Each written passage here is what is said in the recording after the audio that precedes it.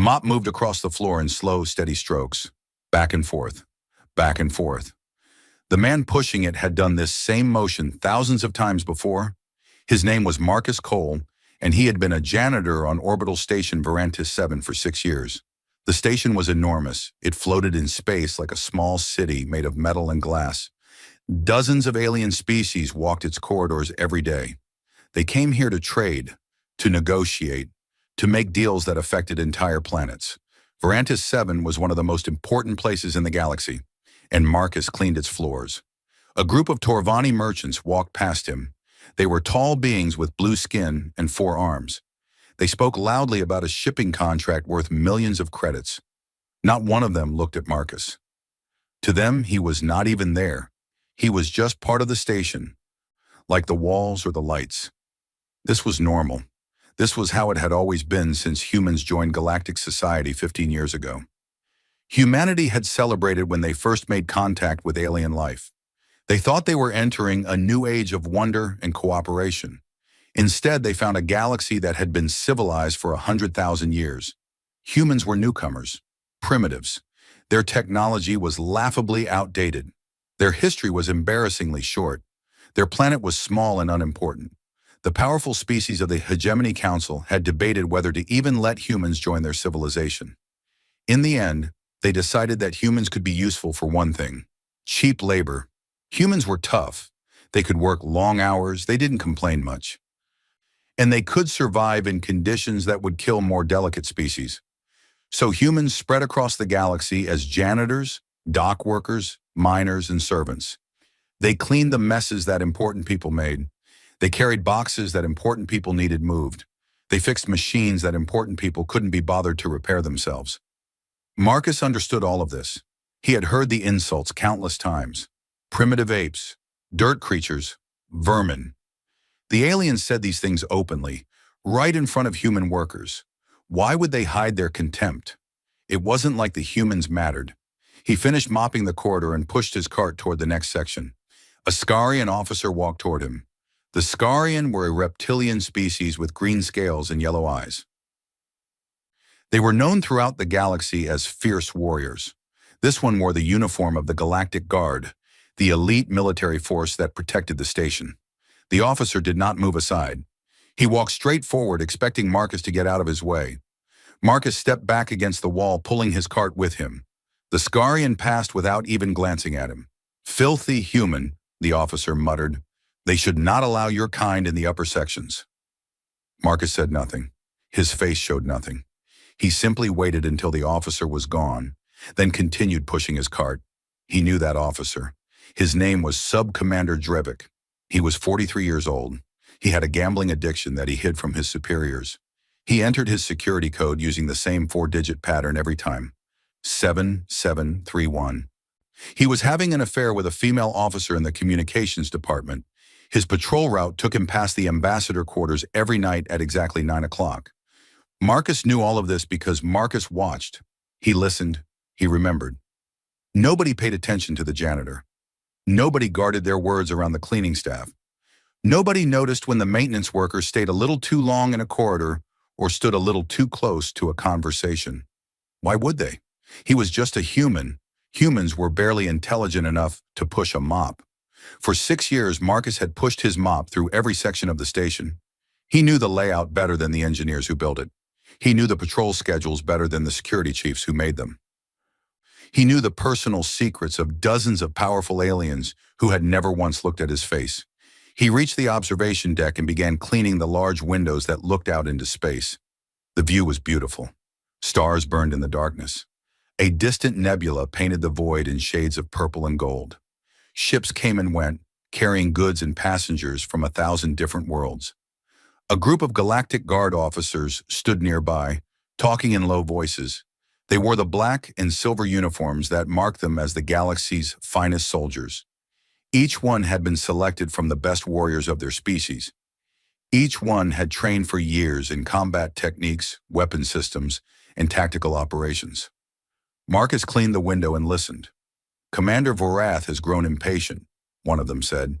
He was a tall Kathrani with gray skin and a heavy build. "The council ignores his petitions.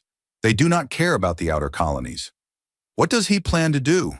Asked another, a female Torvani with dark blue markings on her face. I don't know, but something is coming. He has been meeting with officers from other ships. He speaks of change, of forcing the council to listen. Marcus filed this information away. He continued cleaning, moving slowly along the windows, staying close enough to hear but never close enough to seem suspicious. Over the next several days, he gathered more pieces of the puzzle. Commander Vorath, the highest-ranking Scarian in the Galactic Guard, was planning something. Weapons were being moved. Soldiers were being positioned. Messages were being sent through encrypted channels. Marcus reported none of this. He had no one to report it to. His mission was simply to watch, to wait, and to be ready. Those were his orders. Those had always been his orders. On the 7th day, it happened. Marcus was cleaning a corridor near the main atrium when the alarms began. Red lights flashed. Doors slammed shut throughout the station. The computer voice announced an emergency lockdown. Then the shooting started. He heard screams from the atrium. He heard the sound of energy weapons firing. He heard Commander Vorath's voice booming through the station speakers. Attention, citizens of Verantes 7. This station is now under the control of the Liberation Guard. The corrupt Hegemony Council has ignored the suffering of our people for too long. Today we take action. All residents will remain in their current locations. Any resistance will be met with lethal force. We hold over 3,000 hostages, including ambassadors from 12 species. Our demands will be transmitted to the Council within the hour. The transmission ended. Marcus stood in the corridor, mop in hand, as chaos erupted around him. Aliens ran in all directions, panicking, screaming, trying to find safety. Guard soldiers moved through the station, rounding up anyone they found. A squad of 4 soldiers turned into Marcus's corridor. They saw him standing there with his cleaning cart. Human, the lead soldier barked. Down on the ground, hands behind your head. Marcus dropped to his knees. He placed his hands behind his head. He kept his eyes down, his body language submissive. The soldiers barely looked at him. Just a janitor, one of them said. Leave him. He is not worth the trouble. They moved on, searching for more important targets. Marcus stayed on his knees until they were gone. Then he stood up slowly and looked around. The corridor was empty. The lockdown had sealed most of the doors, but Marcus knew other ways to move through the station. Maintenance tunnels, ventilation shafts, service corridors that didn't appear on the official maps. He pushed his cart to a nearby storage closet and stepped inside. He closed the door and stood in the darkness for a moment, thinking. 3,000 hostages, at least 200 guard soldiers loyal to Vorath. The station's communication systems would be locked down. No help would come from outside, not in time. The council would debate and argue and delay, while Vorath grew more desperate. This was not Marcus's problem. His orders were to observe and wait. He was not supposed to take action. He was not supposed to reveal himself. But Marcus thought about the people he had seen in the atrium. Families, children, workers like himself who had done nothing wrong. They would die if someone did not help them. He reached into the back of his cleaning cart and removed a false panel. Behind it was a small compartment. Inside the compartment was a data chip containing his mission files in a single photograph. The photograph showed a woman in a military uniform. She had dark hair and kind eyes. She was smiling at the camera. On the back of the photograph, someone had written, "Stay human, little brother." Marcus looked at the photograph for a long moment. Then he put it back in the compartment, along with the data chip. He had made his decision. Marcus Cole had spent 6 years being invisible. He had perfected the art of being nothing, being nobody, being the man that everyone ignored. Now he would use that invisibility for a different purpose. He knew the station. He knew the guard. He knew their weaknesses, their patterns, their blind spots. He knew things that no enemy should ever know, because no one had ever considered him a threat. Commander Vorath had just seized control of one of the most important stations in the galaxy. He had 200 of the finest soldiers in known space under his command. He had thousands of hostages and a plan that had been months in the making. But he had also made one mistake. He had trapped himself on a station with Marcus Cole. Marcus opened the closet door and stepped back into the corridor. His face was calm. His movements were relaxed. To anyone watching, he was just a janitor going about his work. But behind his eyes, something had changed. The man who had pushed the mop was gone. In his place was something that had been created long ago on a distant planet called Earth. Something that had been forged through years of training that would have broken most humans. Something designed for exactly this kind of situation. Marcus picked up his mop and began walking toward the maintenance tunnels. The hunt had begun. The maintenance tunnel was dark and narrow. Most people would have found it frightening. Marcus found it comfortable. Darkness was an old friend. He moved through the tunnel without making a sound. His feet found the right places to step without his eyes needing to see. This was a skill he had learned long ago, in a place far from here. As he walked, memories came back to him. He did not try to stop them. Sometimes to move forward, you had to look back. Marcus had been born in a military hospital in the mountains of Colorado. His mother had died during childbirth. His father was listed as unknown. He had no family, no connections, no one who would miss him if he disappeared. This made him perfect for the program. Project Cerberus was the most classified operation in Earth's history. It began 35 years ago, when humanity first realized they were not alone in the universe. The governments of Earth had detected alien signals. They had seen alien ships in their solar system. They knew that contact was coming, and they knew that humanity was not ready. Some leaders wanted to build bigger weapons. Others wanted to try diplomacy. But a small group of military and intelligence officials had a different idea.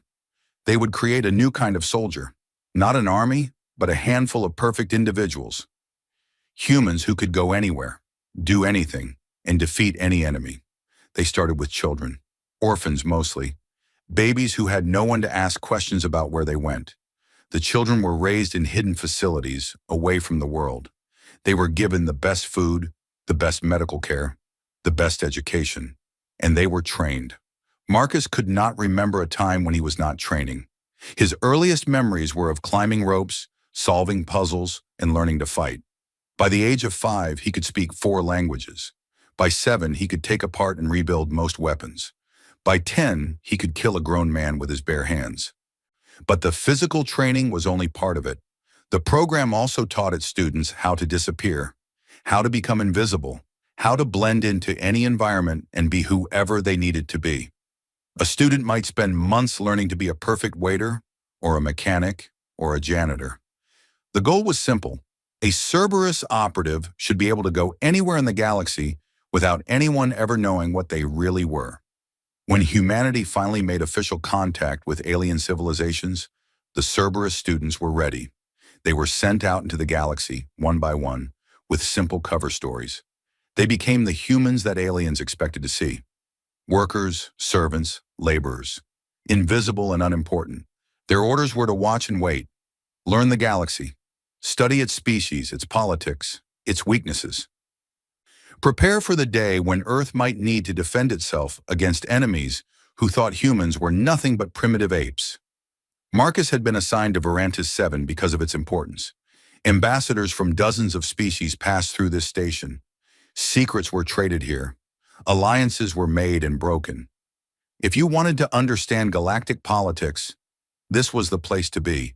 For 6 years, he had done exactly what he was trained to do. He watched, he listened, he learned, and he waited. But today, the waiting was over. Marcus emerged from the maintenance tunnel into a small equipment room. He checked his surroundings carefully before moving to a computer terminal. The terminal was used by maintenance staff to monitor the station systems. It was not connected to the main network, which meant Vorth's people had not locked it down. He pulled up the station's internal sensors. Most were offline, but a few still worked. He could see where the guard soldiers were positioned. They had concentrated their forces in 3 areas: the main atrium, the command center, and the ambassador quarters. Smaller patrols moved through the station's corridors, searching for anyone who had escaped the initial roundup. He studied the patterns. The patrols moved in predictable routes. They checked the same areas at the same times. This was standard military procedure, and it was also a weakness. When you knew exactly where someone would be, and when they would be there, you could avoid them, or you could find them. Marcus left the equipment room and moved through a series of service corridors. These passages were used by maintenance workers to travel around the station without bothering the important people. They were narrow, poorly lit, and completely ignored by the guard. He stopped when he heard voices ahead. Two soldiers were standing at an intersection, guarding a door. Beyond that door, according to his mental map, was a section of crew quarters where dozens of station workers were trapped. Marcus watched the soldiers from the shadows. They were both Kathrani, the gray-skinned species known for their strength and endurance. They carried energy rifles and wore light armor. One of them looked bored. The other looked nervous. The bored one was the dangerous one. He was calm and confident. He would react quickly if something went wrong. The nervous one would hesitate. He would look to his partner for guidance. Marcus considered his options. He had no weapons. His cleaning cart was back in the main corridors. All he had was his uniform, his hands, and his training. That would be enough. He moved to a nearby utility closet and found what he needed: a length of electrical cable and a heavy wrench. Not ideal, but useful. He also found a spray can of cleaning solvent. The label warned that the contents were toxic if inhaled. He made his way through a ventilation shaft until he was directly above the two soldiers. Then he waited. Patience was the most important weapon. Most people failed not because they lacked skill, but because they acted too quickly. 20 minutes passed. The soldiers shifted their positions. They talked quietly about their families, their homes, the money they had been promised for joining Vorath's rebellion. They did not look up. Why would they? The threat would come from the corridors, not from above. Marcus dropped through the ventilation grate. He landed on the nervous soldier first, driving his knee into the alien's neck. The Kathrani collapsed without a sound. Before the bored soldier could react, Marcus sprayed the cleaning solvent directly into his face. The alien gasped, inhaling the toxic fumes. His eyes burned. His lungs seized. He stumbled backward, trying to raise his rifle. Marcus hit him with the wrench. Once. Twice. The soldier fell. The entire fight had taken less than 4 seconds. Marcus checked both soldiers. They were alive but unconscious. He pulled them into a nearby storage room and bound their hands with their electrical cable. Then he took one of their communication devices and listened. The guard was using encrypted channels, but Marcus had spent 6 years learning their codes. He understood enough to follow their conversations. Patrols were being redirected. Officers were arguing about supply distribution. And Commander Vorath was demanding updates on the search for resistance elements. They knew something was wrong. Soldiers were not reporting in on time. Communications were experiencing technical difficulties. But they did not know what was causing these problems. They blamed equipment failure. They blamed the stress of the operation. They blamed each other. They did not blame the janitor. Marcus moved on. He found the door controls and opened the crew quarters. Inside, he found 37 station workers huddled in fear. They were a mix of species, including several humans. When they saw Marcus, they panicked. "Please," a Torvani woman begged. "We are not resistance. We are just workers." "I know," Marcus said calmly. "The guards outside are unconscious. There is a maintenance tunnel behind the food storage units on Deck 7. It leads to the cargo bay on the station's lower level. The guard has not secured that area yet. You can hide there until help arrives." The workers stared at him in confusion. One of the humans, a young man who worked in the kitchens, stepped forward. "Who are you?" he asked. "Nobody," Marcus said. "Just go. Quickly and quietly. Stay in the maintenance tunnels. Avoid the main corridors." He did not wait for them to respond. He was already moving to his next target. Over the next several hours, Marcus worked his way through the station. He freed trapped workers. He disabled guard soldiers. He sabotaged communications equipment, making it look like random malfunctions. He never stayed in one place long enough to be seen clearly. He never left witnesses who could describe him. The guard began to notice that something was wrong. Soldiers disappeared. Hostages escaped. Equipment failed at the worst possible times. But they could not understand what was happening. Their enemies were supposed to be outside the station, not inside it. The people inside were hostages, workers, servants. None of them were threats. Commander Vorath received report after report of problems. He grew angry. He accused his officers of incompetence. He demanded that they find the source of the disruptions. But how do you find an enemy you cannot see? How do you fight someone who knows your every move before you make it? How do you defeat a ghost? In a small room near the engineering section, Marcus paused to rest. He had been moving for 8 hours without stopping. His body was tired, but his mind was clear. He had freed over 200 hostages and disabled 18 soldiers. The guards' communications were compromised. Their patrols were confused. Their morale was beginning to crack. But the hardest part was still ahead. He checked the communication device he had taken. Commander Vorath had just made an announcement to his troops. The council had refused his demands. In response, Vorath would execute 10 hostages at dawn, which was 6 hours away. If the council continued to refuse, he would execute 10 more every hour after that. Marcus looked at the wall. Someone had written a message there in alien script. He could not read it, but he recognized the symbol at the end. It was a prayer to one of the old gods of the Torvani people, a prayer for mercy. Mercy was not part of Marcus's training. The program had taught him many things, but not that. Yet he thought of the workers he had saved. He thought of the fear in their eyes when they looked at him. He thought of his sister's photograph and the words she had written on the back. "Stay human, little brother." He stood up and began planning his next move. Dawn was coming, and before it arrived, he had a lot of work to do. Fear is a strange thing. It does not need to see its enemy. It does not need proof. Fear only needs a shadow, a whisper, a feeling that something is wrong. And on orbital station Verenta 7, fear was spreading through the Galactic Guard like a disease. In the security office near the main atrium, Sub-Commander Drevek was arguing with 3 other officers. The room was tense. Voices were raised. Tempers were short. 17 soldiers, Drevek shouted. 17 of our people have gone missing in the last 10 hours. This is not equipment failure. This is not coincidence. Something is hunting us. What would you have us do? Replied a female Scarian officer named Vathis. We have searched every corridor. We have checked every room. We found nothing. Then search again. Search harder. With what forces? Commander Vorath has pulled half our patrols to guard the hostages. We are spread too thin. Drevek slammed his fist on the table. Then spread thinner. I will not lose any more soldiers to this phantom. None of them heard the soft sound from the ventilation shaft above their heads. None of them saw the pair of eyes watching through the metal grate. Marcus had been listening to their argument for 10 minutes. He had learned several useful things. The guard was down to fewer than 180 operational soldiers.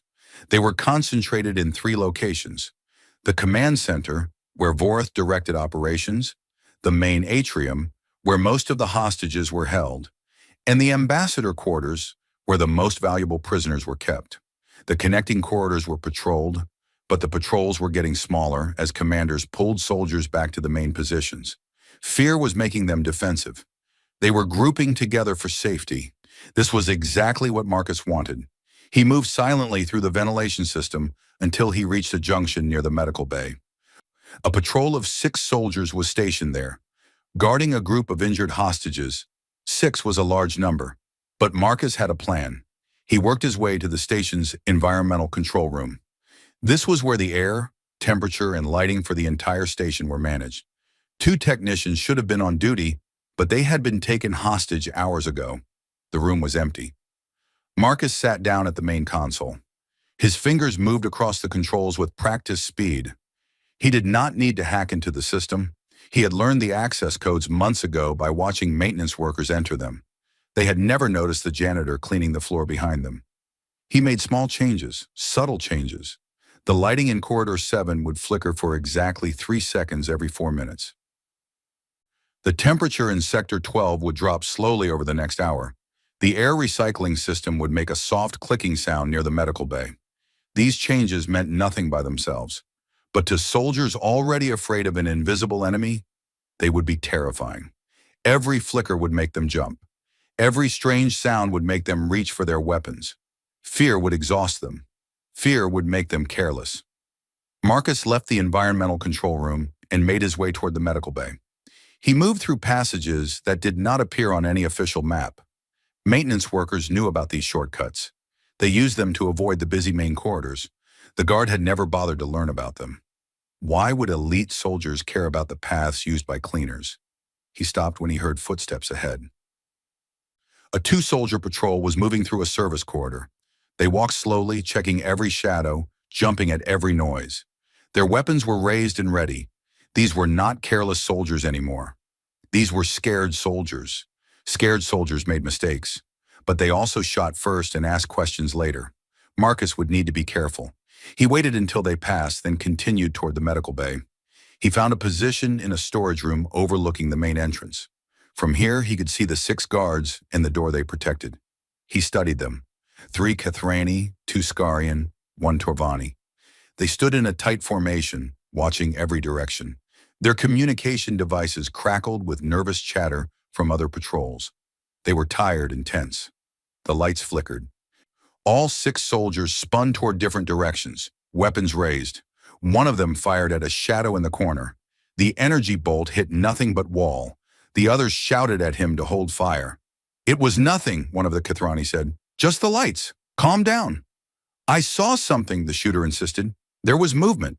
"There is always movement. We are jumping at air now." Marcus waited for them to settle.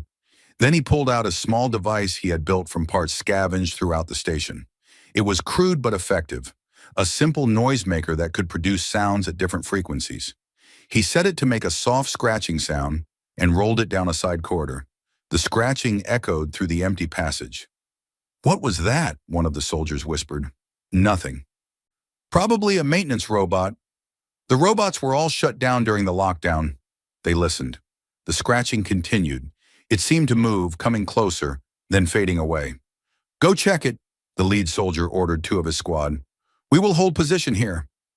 The 2 soldiers moved down the corridor, weapons ready. Marcus watched them go. Then he moved. He dropped from a ceiling access panel behind the remaining 4 soldiers. His feet hit the ground silently. Before any of them could turn, he struck. The first soldier fell to a precise hit to the base of his skull. The second turned just in time to receive a spray of chemical solvent to the face. The third raised his weapon, but Marcus was already inside his guard, redirecting the rifle upward as it fired. The shot hit the ceiling. Marcus drove his elbow into the soldier's throat and swept his legs out from under him. The 4th soldier, the Torvani, had time to shout once before Marcus's hand closed around his neck. The shout was cut short. The soldier slumped to the floor. 15 seconds. 4 soldiers neutralized. Marcus moved quickly to deal with the 2 soldiers who had gone to investigate the noise. They heard the shout and were running back toward the medical bay. They came around the corner with weapons raised and found themselves facing an empty corridor. Empty except for a janitor's mop leaning against the wall. They hesitated. That moment of confusion was all Marcus needed. He emerged from a doorway behind them. 2 quick strikes, and they joined their companions on the floor. He opened the medical bay door. Inside, he found 43 hostages, including several who were injured. A human doctor named Sarah Chen was treating them. She looked up when Marcus entered, fear on her face. "Don't be afraid," Marcus said. "I am going to get you out of here." "Who are you?" she asked. "A friend." He gave them directions to a safe hiding spot in the station's lower levels. He had prepared several such locations, places where the guard would not think to search. The hostages moved quickly and quietly, helping the injured between them. Dr. Chen was the last to leave. She stopped at the door and looked at Marcus. "I've treated some of the soldiers you fought," she said. "You could have killed them, but they were just unconscious." Marcus said nothing. "Why?" she asked. "Why hold back?" For a long moment, Marcus was silent. Then he said, "Because killing is easy.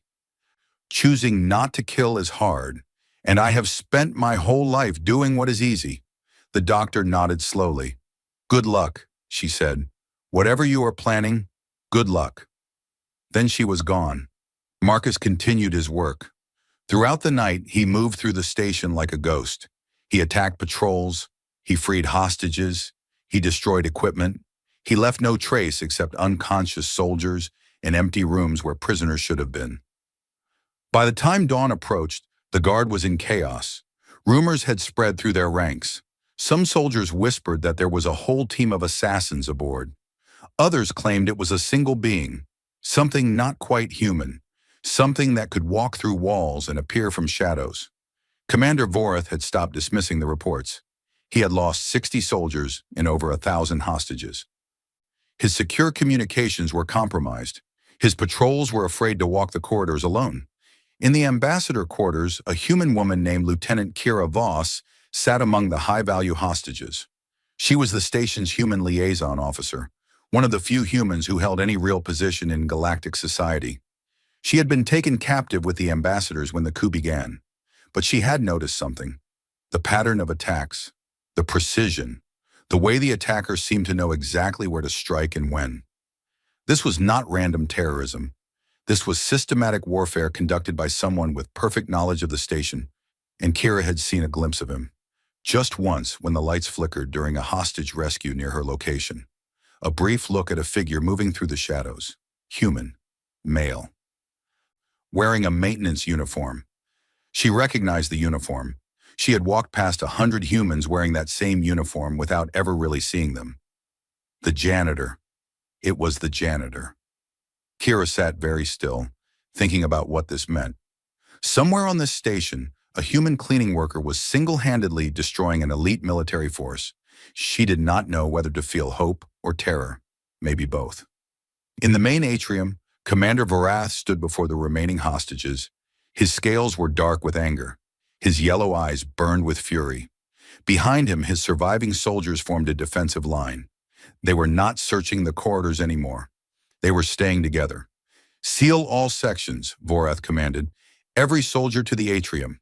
We consolidate our forces here. I will not have my people picked off one by one." "Commander," one of his officers said carefully, "if we bring everyone here, we cannot control the rest of the station." "I do not care about the rest of the station. I care about surviving long enough to complete our mission. The Council will respond to our demands. They have no choice, and whoever is attacking us will have to show themselves eventually."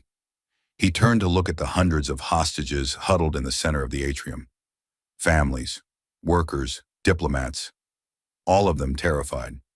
"When they do show themselves," Vorath said quietly, "we will be ready."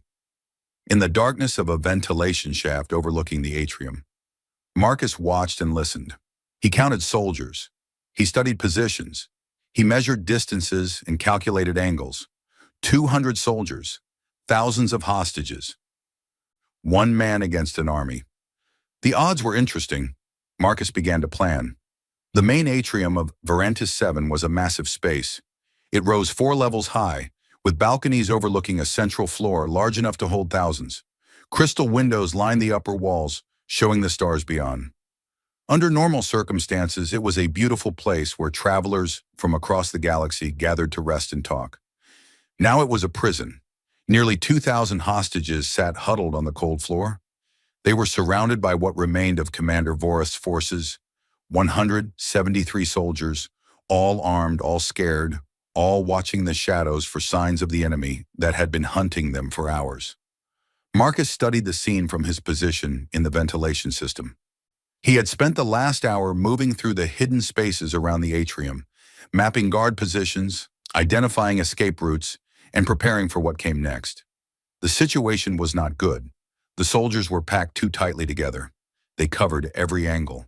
Any direct assault would be suicide, and even if Marcus reached them, the hostages would be caught in the crossfire.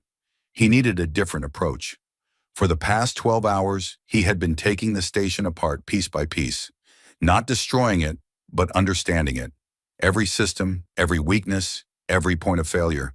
The station's designers had built redundancies into everything, but redundancies could be exploited just like weaknesses.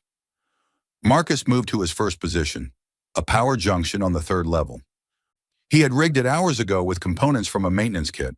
One wire crossed, and the entire eastern lighting grid would go dark. He checked his timing. Everything had to happen at once. He moved to his second position, an air circulation hub near the atrium ceiling. He had modified the filters to release a thick, harmless smoke when triggered. The smoke would not hurt anyone, but it would fill the atrium within seconds. Third position, the emergency bulkhead controls. He had overridden the safety locks hours ago. When activated, heavy doors would slam shut throughout the atrium, dividing the space into sections. Fourth position, the speaker system. He had recorded messages using voice samples from Commander Vorath's own communications. At the right moment, those messages would cause chaos and confusion. Marcus returned to his observation point and took a breath. What he was about to do was either very clever or very stupid. Probably both. He pressed the first trigger. The lights on the eastern side of the atrium died instantly. Soldiers shouted in alarm. Weapons swung toward the sudden darkness. Officers screamed orders that nobody could hear over the noise. Marcus pressed the second trigger. White smoke poured from the ventilation system, filling the air in seconds. Visibility dropped to almost nothing. The atrium became a maze of swirling fog and confused shadows. He pressed the third trigger. Emergency bulkheads crashed down from the ceiling, dividing the atrium into 8 separate sections. Soldiers found themselves cut off from each other, unable to see their allies or their enemies. He pressed the fourth trigger. Commander Varath's voice boomed through the speakers. "Fall back to the command center. All units, fall back immediately. We are under attack." The voice was fake, assembled from fragments of real communications. But in the smoke and darkness, with bulkheads falling and chaos everywhere, no one could tell the difference. Some soldiers obeyed the order, rushing toward exits that led deeper into the station. Others stayed, confused about whether to follow or hold position. Unit cohesion collapsed. The tight formation that had protected them scattered into small groups, lost in the fog. Marcus moved. He dropped from the ventilation system into the smoke. He could not see more than a few feet, but he did not need to. He had memorized the layout of the atrium perfectly. He knew where every pillar stood, where every door opened, where every balcony hung. And he knew where the soldiers were, their frightened shouts, their heavy footsteps, the crackle of their communication devices. They announced their positions as clearly as signal flares. He found the first group, 3 soldiers huddled behind a pillar, weapons pointed at nothing. They never saw him coming. He struck fast and silent, leaving all 3 unconscious before they could fire a shot. The second group was larger, 7 soldiers trying to force open a bulkhead door. Marcus circled behind them through the smoke. He attacked from their blind spot, taking 2 down before the others realized he was there. In the confusion, one soldier fired at a shadow and hit his own ally. Marcus finished the rest in seconds. He kept moving. He was not fighting an army anymore. He was fighting frightened individuals lost in a storm, and one by one he removed them from the battle. The smoke began to thin after 20 minutes. By then, it no longer mattered. Nearly half of Vorath's soldiers were unconscious or disabled. The rest had retreated to the command center with their leader, dragging the highest value hostages with them. The atrium was quiet now. Hostages blinked in the clearing air, looking around at the aftermath. Dozens of guard soldiers lay scattered across the floor, unconscious but alive. Among them, moving through the fog like something not quite real, was a figure in a maintenance uniform.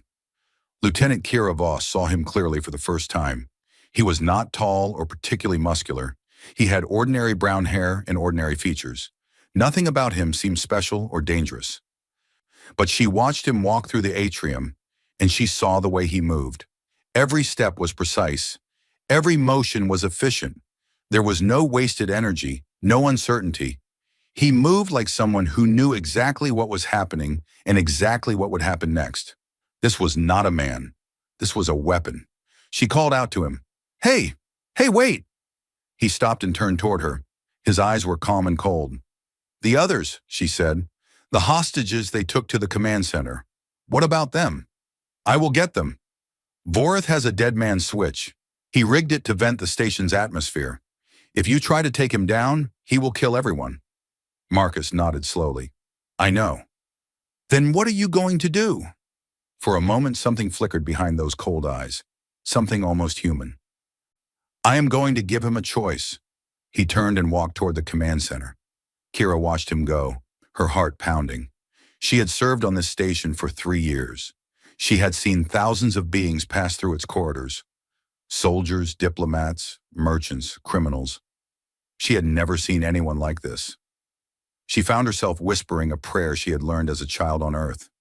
A prayer for protection. She did not know if it was for the hostages or for Commander Vorath, or for the strange quiet man walking alone into the darkness. Maybe for all of them. The command center was located in the central core of the station. It was the most secure room on Varanti 7, designed to survive catastrophic damage. The walls were reinforced. The doors were blast-proof. The systems inside controlled everything from life support to communications. Commander Vorath had sealed himself inside with 20 of his most loyal soldiers and 30 high-value hostages, including several ambassadors. His finger rested on a trigger connected to the station's airlock systems. One press, and every external door on the station would open at once. Everyone would die. The commander stood in front of a communication screen, his scales dark with fury and fear. "Show yourself," he roared into the station speakers. "I know you can hear me. I know you are out there. Show yourself or I will start killing hostages right now." Silence. "You think you can defeat me? You think you can take this station back? I will kill every living thing here before I surrender. Come and face me, coward." A voice came through the intercom. It was calm and quiet. "I am here." Vorath spun toward the main door. Outside, visible through the reinforced window, stood a single figure, a human. He wore a maintenance uniform that was dirty and torn. His hands were empty. He did not look like a warrior or a soldier. He looked like what he was supposed to be, a janitor. "You," Vorath breathed, "you are the one who has been destroying my forces?" "Yes." "A human? A cleaning worker?" The commander's voice rose with disbelief and rage. "I have 200 of the finest soldiers in the galaxy, and they were beaten by vermin with a mop? Your soldiers are not dead, just unconscious. I tried not to kill anyone." This seemed to confuse Vorath more than anything else. "Why? We would have killed you without hesitation." "I know. Then why show mercy?" Through the window, Marcus met the commander's eyes. "Because I was made to kill. Every person I let live is a choice I make to be something different." Vorath stared at him. Behind the commander, the hostages huddled in terror. The soldiers gripped their weapons. Everyone was waiting to see what would happen next. "You cannot get through this door," Vorath said, "and even if you could, I will trigger the switch before you reach me. You have achieved nothing. I disabled your switch 3 hours ago." Vorath's finger tightened on the trigger. He pressed it. Nothing happened. He pressed it again. Again. Nothing. "While your soldiers were searching the corridors," Marcus continued, "I was rewiring the airlock controls. The switch is not connected to anything anymore." The commander's scales went pale.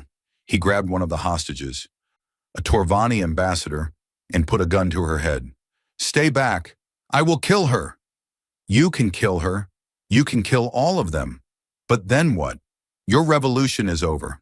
Your soldiers are defeated. The council will send forces to retake this station. You will die here and your people's grievances will be forgotten. Is that what you want? What I want is to make them listen. Then make them listen. Put down the gun. Surrender. I will ensure that your message reaches the council. Your people's concerns will be heard." Vorath's hand trembled. "Why would you do that?" "Because sometimes enemies become allies. Because mercy creates more than destruction.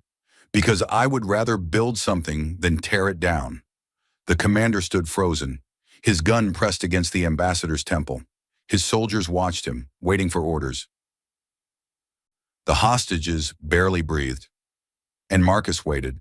He had learned many things in his life. He had learned how to fight, how to kill, how to survive. But his sister had taught him one more thing, in the letters she wrote to him before she died. The hardest battles are not won with violence. Sometimes you win by giving your enemy a choice. The command center was silent except for the soft hum of machines and the ragged breathing of frightened hostages. Commander Vorath stood frozen, his gun still pressed against the ambassador's head, his yellow eyes fixed on the human outside the reinforced door. One moment stretched into another. The universe seemed to hold its breath. "You are lying," Vorath said finally. "The council does not negotiate with terrorists. They do not listen to the concerns of dying species. They will destroy me, and my people will be forgotten." "Maybe," Marcus replied through the intercom, "or maybe not. But if you kill these people and die here today, your cause ends with you. If you surrender, there is a chance, a small one, but a chance is more than nothing." "How do I know you will keep your word?" You don't, but you have two choices. Trust me or die here achieving nothing. I am giving you a third option that you did not have before." Vorath's gun hand trembled. Behind him, his soldiers watched with uncertain eyes. They had followed him because they believed in his cause. They had believed they were fighting for their people's future. Now they stood in a room surrounded by enemies, their revolution in ruins, their leader holding a gun to a hostage's head. This was not how it was supposed to end. One of the soldiers, a young Scarian named Therex, lowered his weapon. "Commander," he said quietly, "maybe we should listen." "Silence!" Vorath roared. "Sir, our people need us alive. If we die here, who will speak for them? Who will remember what we were trying to do?" Vorath turned on him with rage in his eyes, but he saw the same doubt reflected in the faces of his other soldiers. They were tired, they were scared, and they were beginning to realize that their commander had led them into a situation with no good ending. The gun wavered. Marcus spoke again, his voice calm and steady. "I know why you did this. I listened to your transmissions. Your species is being pushed out of your home systems. Your colonies are dying. The Council ignores your petitions because you have nothing they want. You felt like you had no other choice. You know nothing about us," Vorath spat. "I know what it feels like to be treated as nothing. I know what it feels like when powerful beings look through you like you do not exist. I am a human. We clean your floors and carry your garbage. Do you think I do not understand desperation?" Something shifted in Vorath's expression. The rage remained, but beneath it, Marcus could see exhaustion, fear, and somewhere, buried deep, the faintest flicker of hope. "You would speak for us?" Vorath asked. "A human. I will tell the Council what you told your soldiers. I will make sure your grievances are recorded. Whether they listen is beyond my control, but your voice will be heard. That is all I can promise." The silence stretched on. Seconds became minutes. The hostages trembled. The soldiers waited. And Commander Vorath, leader of a failed revolution, stood at the crossroads between two futures. Finally, slowly, he lowered his gun. "I am trusting you," he said. "If you betray me, my ghost will haunt you until the end of time. If I betray you, I will deserve it." Vorath looked at his soldiers. "Stand down. All of you, it is over." The soldiers lowered their weapons. Some of them looked relieved. Others looked ashamed. All of them looked lost, like children who had suddenly realized they were far from home with no way back. Marcus walked to the command center door. It was locked from inside, sealed by Vorath's own security codes. He could have forced it open. He had prepared several methods to breach the room. Instead, he waited. The door hissed open. Commander Vorath stood on the other side, his weapon on the floor, his hands at his sides. He was taller than Marcus by nearly a foot, his scales a deep green, his eyes like molten gold. He had commanded armies. He had planned the capture of one of the most important stations in the galaxy. He had held thousands of lives in his clawed hands, and he had been defeated by a janitor. "What are you?" Vorath asked quietly. "You are not just a cleaner. No cleaner could do what you did." "I am what my world made me," Marcus replied. "Just as you are what your circumstances made you. We are both products of desperation. The difference is that I had more time to prepare. And now, what happens to me? Now you face justice. You will answer for the soldiers who were hurt and the fear you caused. But I will keep my promise. Your people's story will be heard." Vorath nodded slowly. Then, to Marcus's surprise, the commander did something that no Scarian had ever done to a human before. He lowered his head in a gesture of respect. "We called your species vermin," Vorath said. "We were wrong. Whatever you are not vermin." Marcus did not smile. He did not gloat. He simply nodded in acknowledgement and stepped aside as security forces from a council rescue fleet finally boarded the station. The crisis was over. In the hours that followed, the full story began to emerge. The Hegemony Council learned that a single human, a maintenance worker with no official combat training on record, had defeated 200 elite Galactic Guard soldiers and freed nearly 3,000 hostages without killing a single enemy combatant. The news spread across the galaxy like wildfire. Some species reacted with fear. If one human could do this, what could 100 do? 1,000? What were these primitive apes really capable of? Others reacted with curiosity. Humans had been dismissed for so long. Perhaps it was time to look more closely at these newcomers. And on Earth, in hidden facilities that did not officially exist, certain officials watched the reports with quiet satisfaction. Project Cerberus had proven its worth. The sleeper agents were ready. If the galaxy ever threatened humanity, it would learn too late just how dangerous the invisible species could be. But Marcus knew none of this. He sat in a small medical bay, letting Dr. Sarah Chen treat the wounds he had collected during the night's fighting. Cuts, bruises, a cracked rib. Nothing serious. He had survived worse. "You are remarkable," Dr. Chen said as she wrapped a bandage around his arm. "You know that, right? What you did tonight, it should not have been possible. I had good training." "That is not what I mean." She finished the bandage and looked at him seriously. "You could have killed them. All of them. It would have been easier and faster, but you chose not to. Why?" Marcus was quiet for a long moment. Then he said, "When I was young, I had a sister. She was not part of the program. She was just a normal girl who happened to share my blood. She wrote me letters, even though she was not supposed to know I existed. She told me that our world had enough killers. She asked me to be something different. What happened to her? She died. A car accident. Nothing dramatic, just bad luck." He looked at the floor. "The last thing she wrote to me was 'Stay human, little brother.' I have been trying to figure out what that means ever since." Dr. Chen did not know what to say, so she simply placed her hand on his shoulder for a moment before stepping back. Lieutenant Kira Voss found Marcus an hour later, sitting alone in an observation lounge watching the stars. She sat down beside him without asking permission. "The council wants to give you a medal," she said. "Probably several medals, and a title, maybe a planet." "I do not want medals." "I figured. What do you want?" Marcus thought about it. "There is a mining colony in the outer territories. They need someone to maintain their equipment. The pay is terrible, and the work is boring." Kira stared at him. "You just saved thousands of lives and humiliated the most powerful military force in the galaxy. And you want to fix mining equipment? I want to be invisible again. I want to push a mop and clean floors and have nobody look at me twice. That is what I am good at." "You are good at a lot more than that." "I know, that is the problem." Kira was quiet for a while. Then she asked the question that had been burning in her mind since she first saw him walk through the smoke of the atrium. "Who are you? Really?" Marcus turned to look at her. His eyes were tired but peaceful. "I am Marcus Cole. I was born in Colorado and raised in a facility that does not exist. I have killed more people than I can count and saved more than I can remember. I have spent most of my life being nothing and nobody. And I have finally figured out that being nobody is not a punishment. It is a choice." He stood up and looked out at the stars one last time.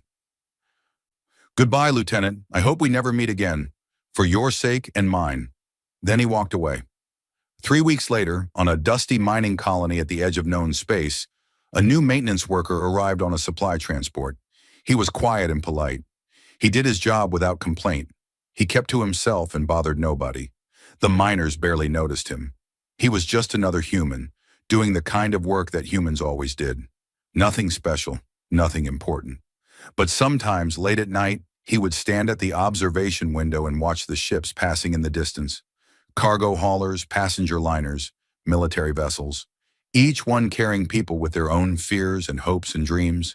And he would think about a sister he had lost and a choice he had made and a galaxy that would never feel quite safe again. Because the Hegemony Council had finally realized the truth. Humans were not primitive. They were not vermin. They were not harmless workers suitable only for menial labor. They were something far more dangerous. They were patient. And now across 1,000 worlds, in maintenance tunnels and kitchens and cargo bays, other invisible humans went about their quiet work. Watching, waiting, ready. Marcus Cole picked up his mop and began cleaning the floor. Somewhere in the hidden corners of the galaxy, other janitors did the same, and the universe held its breath.